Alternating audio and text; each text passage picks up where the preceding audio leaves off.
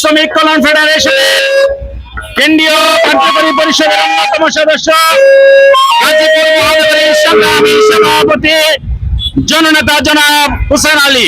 দীর্ঘ 17 বছর আন্দোলন সংগ্রামের পরে অনেক রক্ত খুনের বিনিময়ে, শহীদের বিনিময়ে আমরা একটি ফেসিবাদকে বিধান করতে সক্ষম হয়েছি। যেই জুলাই সনদ বাস্তবায়নের জন্য আমরা আন্দোলন করছি, আজকে সরকার জুলাই সনদ নিয়ে টালবাহানা করছে। আমরা বলতে চাই, জুলাই সনদ বাস্তবায়ন না হলে তাহলে আপনারা সরকার অবৈধ হয়ে যাবেন, এই সংসদ অবৈধ হবে। সংসদ অবৈধের মধ্য দিয়ে আগামী দিনে আপনাদেরকে বিচারের কাঠগড়ায় দাঁড়াতে হবে, এটা আপনাদেরকে বুঝতে হবে। আমরা বলেছিলাম প্রেসিডেন্টকে সরানোর জন্য অনেক আগেই, আপনাদের সৌদের উদয় হয়েছে অনেক পরে। আপনারা জুলাই সনদ বাস্তবায়ন করবেন, মেনে নেবেন।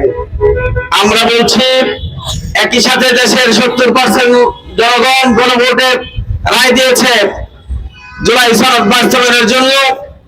সেই রায়কে আপনারা অপেক্ষা করছেন।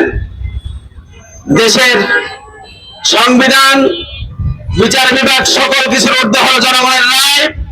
সেই রায়কে বাস্তবায়ন করে জনগণের আশা আকাঙ্ক্ষার প্রতিফলন আপনারা ঘটাবেন, সে আশাবাদ ব্যক্ত করছি। আগামী দিনে সকল আন্দোলন সংগ্রামে ভূমিকা রাখার জন্য আপনাদের প্রদত্ত আহ্বান রেখে, আবারও সরকারের উদয় হোক সেই প্রত্যাশা রেখে, সে আহ্বান জানিয়ে আজকের এই সংক্ষিপ্ত নোটিশের প্রোগ্রামে আপনারা এখানে উপস্থিত হয়েছেন। আপনাদেরকে ধন্যবাদ জানিয়ে বক্তব্য শেষ করছি, প্রোগ্রামের কার্যক্রম শেষ করছি। আল্লাহ হাফেজ।